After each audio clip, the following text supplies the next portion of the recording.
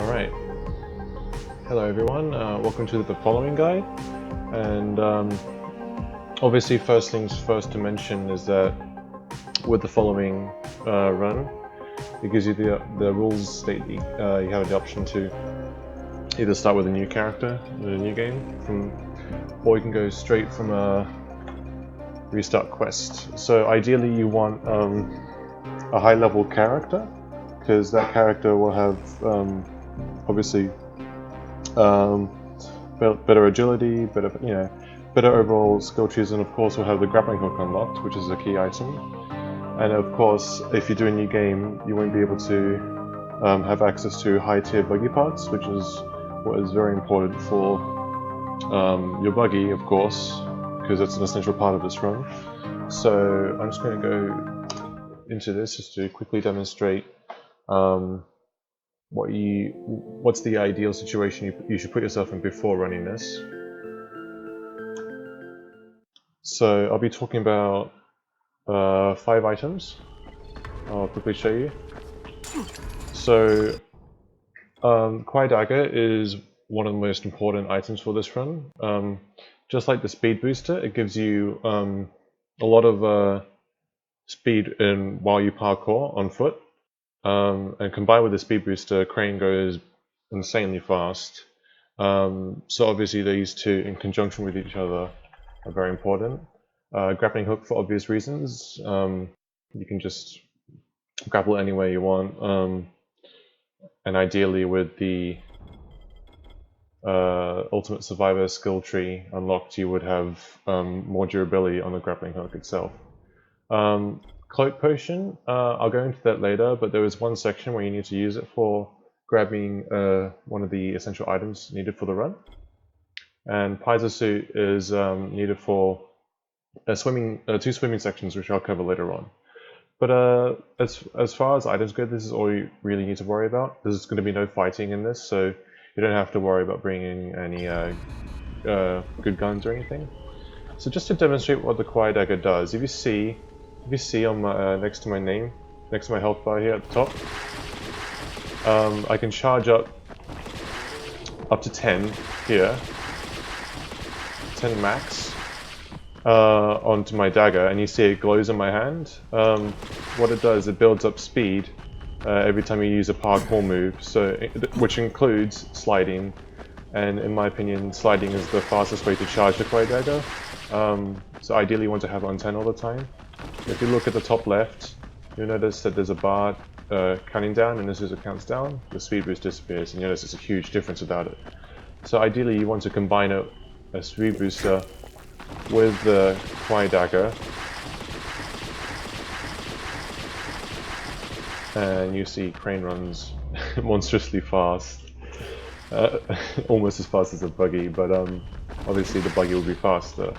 So yeah, there's a lot of running in this run, but so obviously that's why I would want to have these 2 items. And of course, with the way that Quiet Dagger works, is that it only works when it's equipped in your hand. If I do something like this, I won't have it charging up, so it has to be equipped in your hand at the time. So it won't work in safe zones, for example, because your inventory is disabled there in terms of equipping it.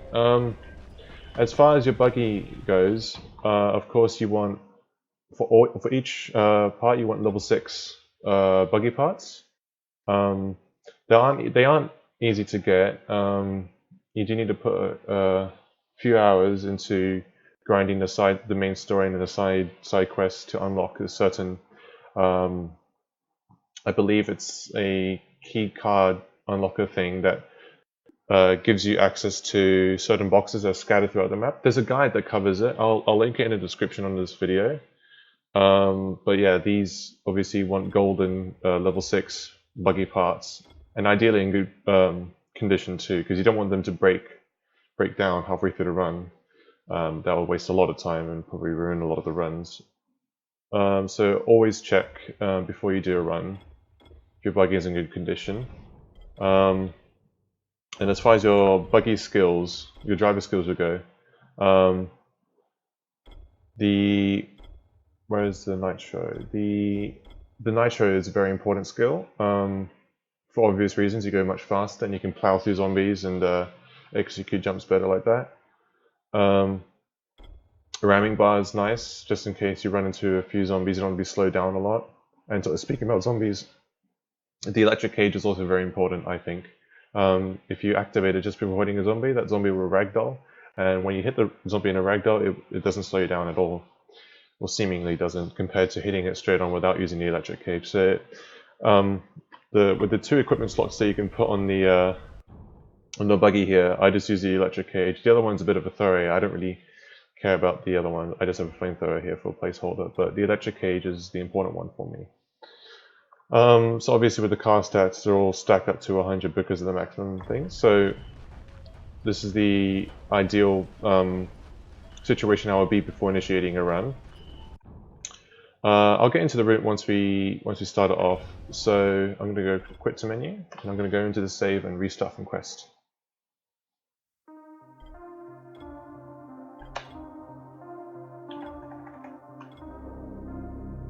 Your game progress will be reset by your inventory and play development will be kept. Yes, I am sure. So obviously with that note, with the inventory and the skill set being kept, that's why I've set up all this, because it allows us to run at such a good pace here. Now the game spawns you in here, inside, and you meant to work your way out onto Jizya's farm. So, but this is a really interesting starting area, because you obviously start off looking at it, and Dying Light is known to be, all of its black screens, you can move for like at least 2 seconds inside the black screens. So it's quite nice to, just as you start your run, just to get a few meters ahead. Obviously, it's not too major, but with a shorter runners like this, every second is important. So I'll just try and demonstrate.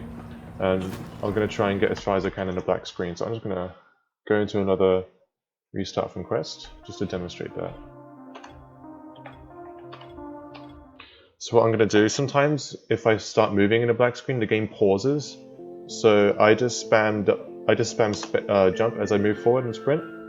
And usually, most of the time, stop seeing. There we go. So just as the black screen ended, I'm already all the way over here. So that's something that that Bub discovered. Well, I kind of also, it's a weird thing. Sometimes the game puts you into a pause screen, which isn't too bad, but it's always nice when you have this, this much room to cover in the beginning. Anyway, so as soon as you spawn in, ideally you want to drink a booster and start charging it with Fire Dagger, and have your grappling hook ready to charge here. I'll usually grapple here and then up here. But make sure I'm going to keep on sliding or crouching to keep this Quiet Dagger charged, so I keep that full speed. And as soon as that checkpoint ticks, this dialogue starts. Before jumping off here, look, if I jump off early, maybe what he said about people who don't turn is true. Most of the time the checkpoint doesn't trigger, because I left too early and Lena talks too quickly. So, Lena. Usually you see an objective marker appear here. Fucking mountains. But because I'm too early, I didn't wait long enough. The quest is glitched. I need to go back up there. So that's something that you really need to avoid. What I try to do is that I try to time it, and I try to time it just as Crane's dialogue ends. I'll try and demonstrate here. Once I restart the run here. And of course this run uses in-game time, so I don't really bother using live split. Of course you can if you want, but I always like to just do it myself. It's much easier. I'm pretty lazy like that, so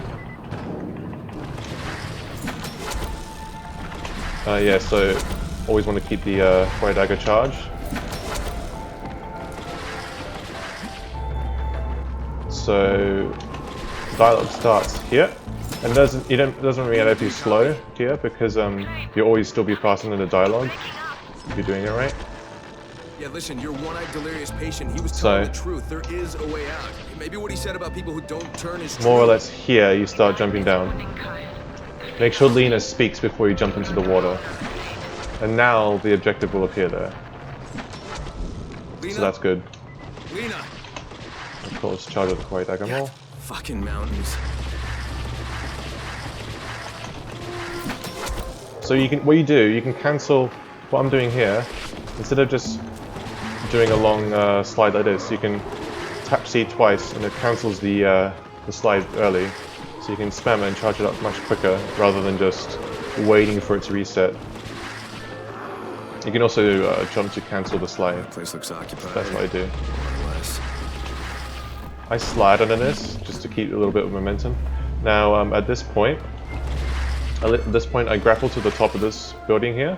Ideally on the left because obviously it's closer. And as soon as you enter inside this the perimeter of this, it should put you into a dialogue where you click skip. Usually dodge to the left and then I make my way over here. For this guy again, spam spacebar again. And this is where it slows down a bit. Because there's no way that I've discovered that we can skip this. So I have to wait. But usually in my runs, this is the time that my speed booster runs out, so it's quite nice timing, and I can just drink just before the dialogue with him starts again. Skip that, dodge back, jump over here, skip this, and I dodge to the right since I'm looking left here in the black screen, and then I just make my way over here. So I'm going to charge up my Cry Dagger again. You can also vault over zombies, because vaulting over zombies gives you one, and then landing afterwards gives you another one. So in total, a vault over a zombie will give you 2. Charges 1 and 2. You see the bar on the top left.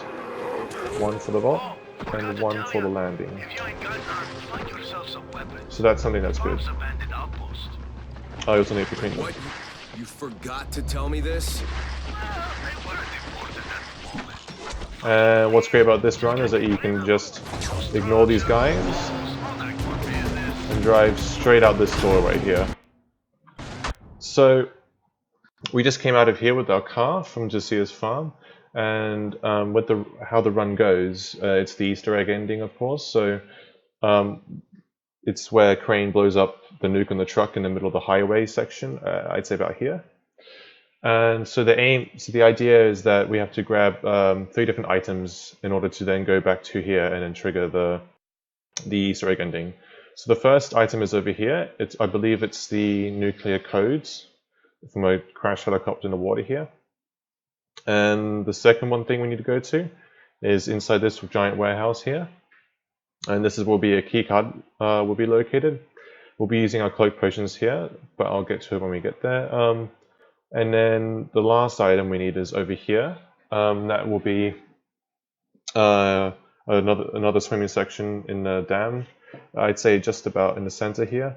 And that will be where another key card is. So ideally the route we take will be following this road up until we turn right. And there's a little gap in the highway which you jump over.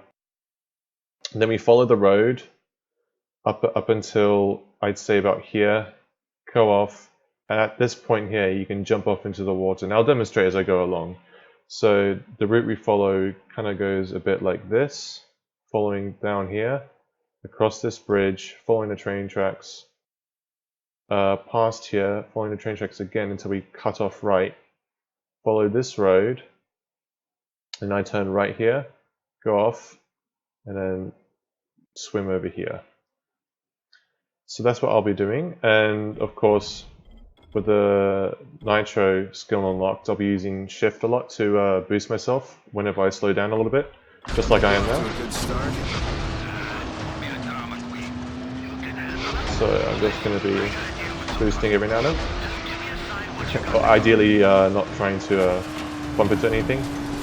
So you see here, this little blue bar is where the Nitro is. I like to keep a good eye on it so I don't use it all up in one go, or use it all up and before I actually need to get to a point where using it would be ideal.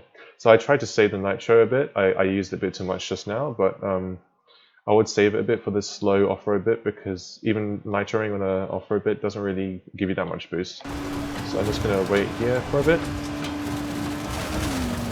As soon as I reach the top here, I boost to the right, boost again upon landing, and then try to get in between this tree and this ambulance. Now you notice that once driving on the road, it's much faster, and handles so much better as well with the buggy. And of course, my fuel gauge to the right is full, which is something that obviously is key. And make sure I talked before about the engine parts being fully repaired, or more than 50% at least repaired before the run.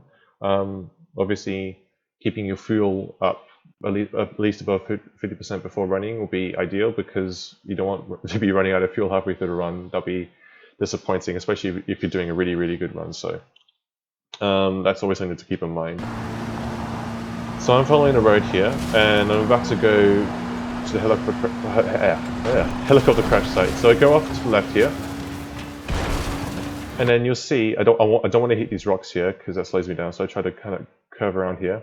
Now over here, as soon as I unpause, you'll see that there's a little bit of a clearing in between these concrete sort of bollards or whatever, and that's where I'll be jumping off into the water with this buggy. If I can get it right.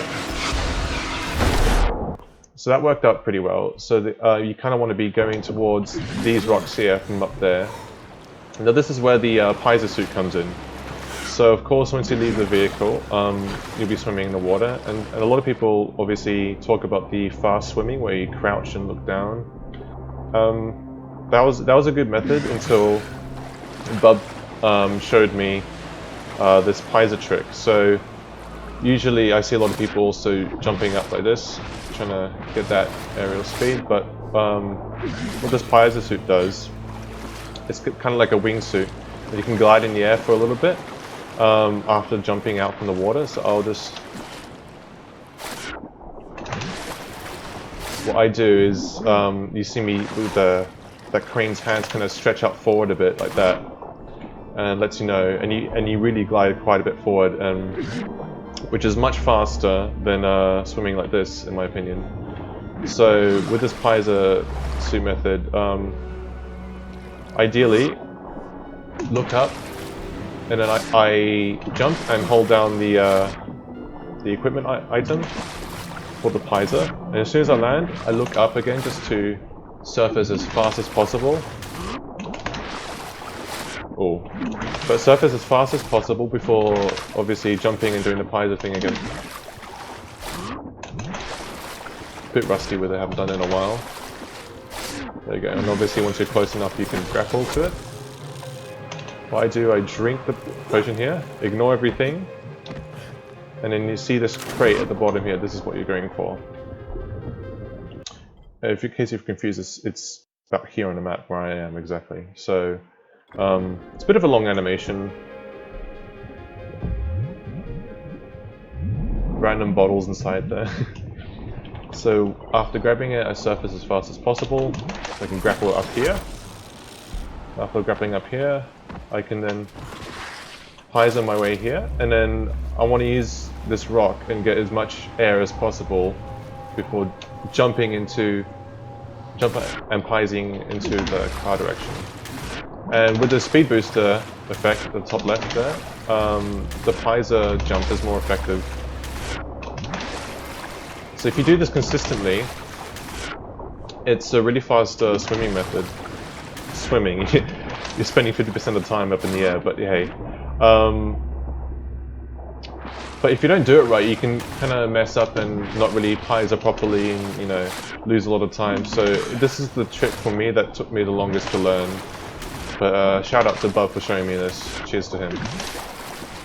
So anyway, obviously our buggy's underwater, so we need to somehow get back up here, or at least on the beach. But what this, but the game has a really nice reset position feature. So if we hold down V, it puts us back into the last drivable position. And in this case, since we're up at the cliff, the last drivable position was up there. So it put us all the way back up here, which is nice and convenient. So already we're back near the road, and we can continue on to the next area. So I just turn right here. Using nitro here and there. So I stay on the road as much as possible, unless I can of course just go off the road just a little bit here and there. And then I switch roads, turn left at this tree, and then go here. You can see on the mini-map at the top right if you're matched with the road. So I get over this jump, and I try to boost over this water because the water slows you down a lot. And then I go off to the right here. And you see that I boost just before jumping and just after jumping, because after jumping, obviously, you slow down quite a lot. So I boost just to compensate for that. So coming up here is the bridge, but I'll get out of the buggy just to show some perspective here. This bridge is very streamlined, and you want to enter from the left, break through those boxes, and go through like the very linear route there. You can't go from the right. You'll blow yourself up if you drive through those barrels. And this ramp, I've run into this ramp quite a lot trying to drive straight through. You're gonna have to weave your way in a bit. What I like to do, I kind of go around the pole here, and then I'm able to just swerve back right through here. So you see you slow down a bit on the boxes a bit, so you want to kind of speed up every now and then. So I follow these train tracks, and you see over there where the green mill is where our next location is going to be. So I see this little hill in front of me. I want to jump the hill a bit, boost on the land, and I turn right here. Oh, that wasn't good. Ideally want to get your car here, get out while your car is still moving, and get here. So at this point you'll see the behemoth, and this is where the Cloak Potion comes in. I've seen people use firecrackers for this, but you have to go into the firecracker throwing animation, once or twice, and I think the Cloak Potion is much faster. You only need to drink it once, and everyone just ignores you. So you pick up the crate at the back here, and obviously you want to be using Grappling Hook. So I just want to get past here, get to my car as fast as possible, and then we're back. So now, at this bit we want to follow the train tracks, across the road, and into the dam area, which I'll be showing along the way here. Apologise for background noise, my dogs are here in the back. So yeah, we go off. So before this bridge, we turn off to the right, come to this ambulance, and go onto the road again. So I'll just... So we did get slowed down one bit there from the zombie. I like to boost through the water, all the barrels here on the road, just to not lose as much speed as possible. And when the electric cage is down, I like to boost through the zombies as well. You can evade them if you want, but sometimes I mess up evading around them and spin around a bit too much. So I cut right here just before the van. And then at this point here, on the left of this car, I jump over this hill in between these trees.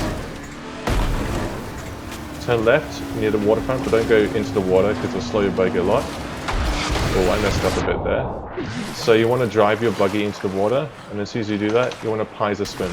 Now, the dam is quite big. It's quite a big area here, but it's kind of in the center. And where I'm looking at is more or less in between that little blue pillar and this giant, large structure here. So I kind of Pizer jump swing that as fast as possible, if I don't screw it up a lot. And just look down and survivor sense every now and then, because you don't want to miss the body on the floor, because it's underwater is what we're looking for. You just saw over here.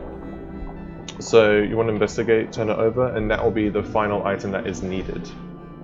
So once you grab this, pause as soon as you see the keycard disappear, because you would have equipped it. Well, grab the item and quit to menu. Now what this does, what quitting to menu does, if I click continue here, you'll see that it puts us back all the way up to Jazeera's farm. It saves us so much time from just driving all the way back up the route that we just took, and just in reverse. So instead of wasting time driving up like that, so instead of wasting time driving all the way back up from there, across the bridge again, and all the way back up to the final area. We can just respawn right here and continue on right there. So during the black screen for this, after you load, you're about here. So what I like to do, I like to spam dodge to the right as much as possible because we want to get to here, drink the potion, and then jump out. And then that's it, because the sooner we're outside, the sooner we can use a quiet dagger and the grappling hook. So that's why I want to get outside as fast as possible. And now we just beeline it for the final truck area. I like to grapple over this. And just hold down,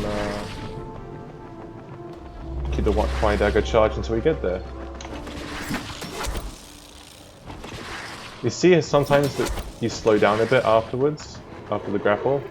You see how sometimes after grappling you kind of slow down because you hover in the air a bit. I don't want to do that. So we get up to here. Hold on, I'm just going to try and charge up my grapple again. My quiet dagger. Just for this demonstration. So now we have all 3 keycards, so we can open up this door. And what I like to do, as this door is opening, I like to just charge up my quiet dagger, just so I have enough speed to quickly dash in, initiate this bit here, and then type on the computer. Once that is all said and done, we can just look left and press F on the nuke. Now, as soon as I press F here, that's when the animation for the cutscene for the ending happens, the Easter egg ending. And as soon as that happens, you've officially finished the run, so you could quit early without having to watch the in-game cutscene, because that wastes a lot of time if you just sit there and watch it. So there we go. As soon as the HUD disappears, you know it's done. So that's it.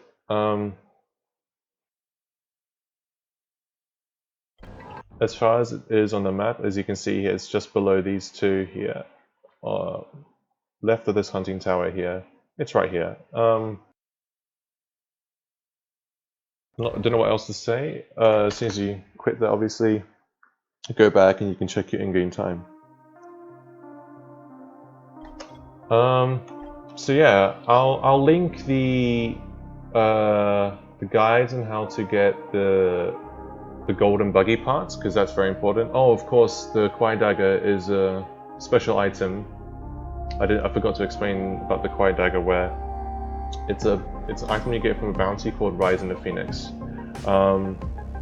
You can only do bounties after you've completed the game, so you have to complete the game first if you want to actually try to get the quiet dagger.